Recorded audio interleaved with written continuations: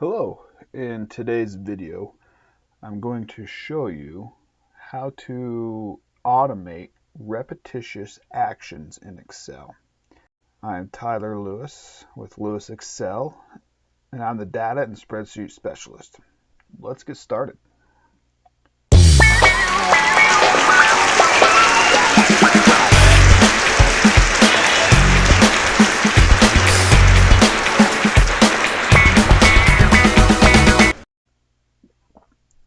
So one of the things I want to show you is I've created this expense column table and I've created this income table.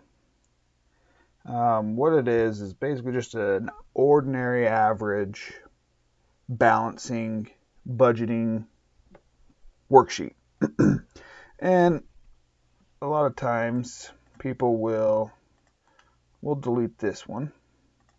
Let's delete that. So a lot of times they say, oh, I just made a new expense and so I need to insert a new row and let's name this restaurant. Restaurant. It cost me $20. And the date, let's say today's November 21st, 2022. Well, first off, this, right, is not the same format as these. It's more the same format as the top one. So you kind of want to, an easy way I can show you to do this as well is if you haven't gotten to automation yet, that's okay. But you can just see that little arrow, how it changed right there? Click on your row, and if you click right there, that'll highlight the entire row of your table. Same thing up here. This is the top of the table here where the title blocks are.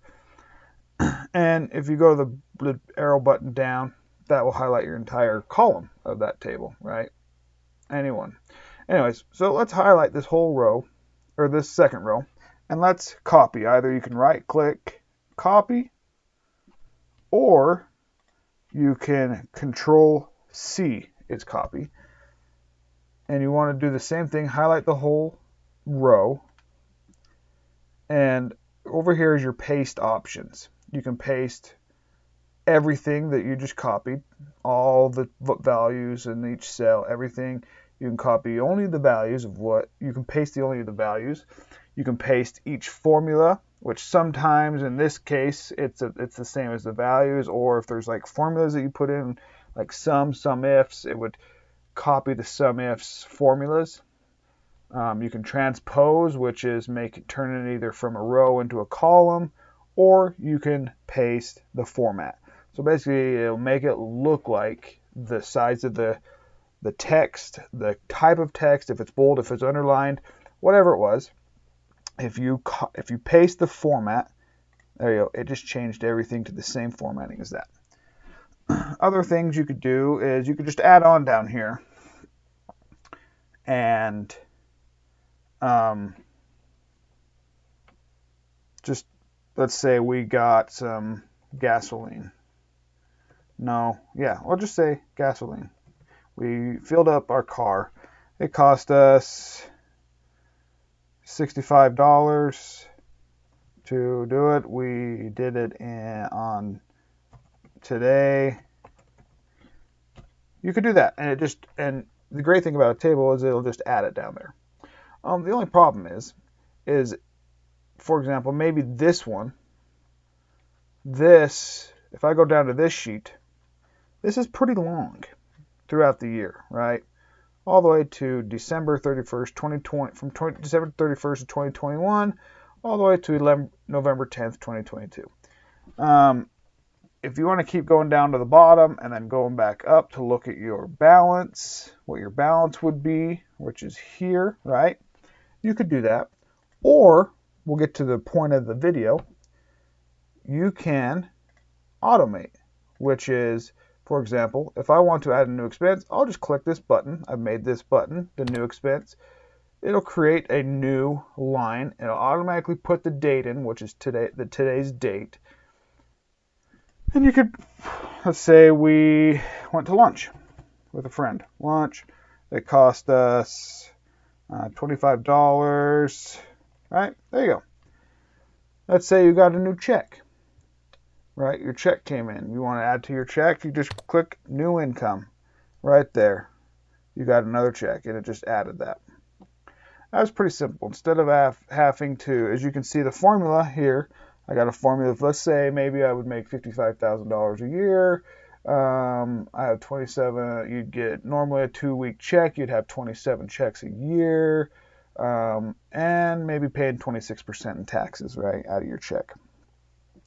That's just some random numbers, and give or take a few $1,000s or a few percentage points in taxes. That's about an average, right, of what people would take home after taxes and per check. Simple as that. Now let me show you how to build this automation. Okay, I have turned to sheet 1. This is a blank sheet that has no macros on it. In fact, I just deleted all of my macros, so if I go back to sheet 2, it cannot run the macro because it is not available. I just deleted them all. I'll click onto my macros, see if there's no macros there. Now let me show you. This is a blank sheet. Has a few lists of income of checks that came in to this person, and here's your few expenses for the last month or so, right? Now I have the developer tab open. Most likely what will happen is it will look like this. There will be no developer tab. No problem at all. All you have to do is up in there, your ribbon up here, this is your ribbon. You want to right click and go to customize ribbon, or you can go file to options and customize ribbon. All you have to do is click on this box right here that says developer. If it is unchecked, which is if you couldn't find it up here in your ribbon, that means it will be unchecked. And all you got to do is just check it. Click OK, and it'll appear for you. What we want to do is create a macro. We're going to record a macro. And what that is it's basically it's a repetition. It's used for repetitious command that a lot of people do in data input over and over and over again, and this just makes it a one button click to do the whole automation very simple, quick and easy for the data input. What we can do is start with creating an expense first, right? And all you have to do is click on record macro. I don't really have, on a later date, we will go over the VBA, the coding, overall what the use relative references mean and what this box is. Well, basically what this box is, it shows you all the macros that you have created for this workbook or all open workbooks or your conditional formatting. That's an open workbook that I have open, right? But right now, we're just going to record a macro. And what that is as soon as I click on record macro, from then on until I stop recording, it'll save every command I do, every input I do, everything I do in Excel. It'll save it into this macro for later use. So I'm going to click start. It's going to pop up, once you click, it'll pop up this box, and it'll ask you to name your macro. We're going to add a new expense. So let's just type in add expense. And when you're naming your macro, you can't have any spaces. So either you can keep it like how I just wrote, or you can do an underscore. Let's do an underscore for today. Add an expense. You can do a shortcut key. So if I did Control Q or Control. Sometimes, a lot of times, what I like to do if I do a shortcut key, I want to do Control Shift and I got to click in the box first. Control Shift and N, right? A lot of your shortcut keys already have Control and a letter, and if you type it, so if I go, let's say Control C, right? That is also the shortcut key for copy. But if I do it here, it's going to take the copy away and it will run the macro. And I don't want to take away that shortcut key for copying selected cells. So it's usually shortcut and I do shift. But for this one, we don't need to do a shortcut key because we're going to have the button over here. We're going to click on it. We're going to store the macro in this workbook because it only applies to this worksheet. If it doesn't apply to the worksheet, we can do the personal macro workbook, which means it's your computer where you created this macro. It'll save it in there. So for now, whoops, I just canceled it. We just got to start over. Turn it in here, new expense, and click OK. You can do a description that if you do long macros or a lot of macros, a description is nice. But for this one, new expense, it's very simple and easy. We don't need to do a description. So let's click OK. Right now, see right here, it's saying stop recording. So right now it is going to record. So if I click on cell A17, it'll record that in the coding. So the first thing we want to do is hover your mouse over the first row until it turns to the black arrow, right? We want to click on that so it highlights the whole row. Once it's highlighted, you want to right click and it'll ask you there's an insert. Insert table rows above. Yes, we want to insert a new row just like that. We want to highlight the next row down again, and we want to copy it. So right click or copy or Control C. Since we're here, we'll just do right click copy. Make sure there's the dotted lines, the ants. It looks like little teeny ants walking around this row. That tells you that it is copied. You want to come up here and do your empty, your new row. You want to highlight the whole row. You're going to want to right click, and you don't want to just do the paste or the values. You want to paste the formatting. Make sure the formatting is the same as the rest of your rows. You can click into, now what I want you to do next is to click into the date. The reason why I'm going to do this is because I'm going to automatically make it say the current date of the day I put in this expense.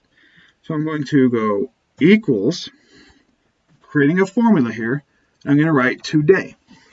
Now you can either type on or click into this today. It's like it says, it returns the current date formatted as a date. So today's date is 11/21/2022. Either you can click on this blue box, or you can hit tab or finish it out. Which what I mean by that is do an open bracket, and in this formula you don't need any other input. You just want to do a close bracket and press enter. Right there, it automatically created today's date. Now, if I keep it here, that date will automatically update to the current day that you open this workbook. We don't want it to do that. We want it to stop. We want it to stay forever on the day that you created. So what we're going to do is right click, copy this, right click it again, and paste the value. So right up here, it says the formula. As soon as I click on the value, it's going to say the actual date of today, right? 11/21/2022. Right there, it just changed it. So that will always stay 11/21/2022.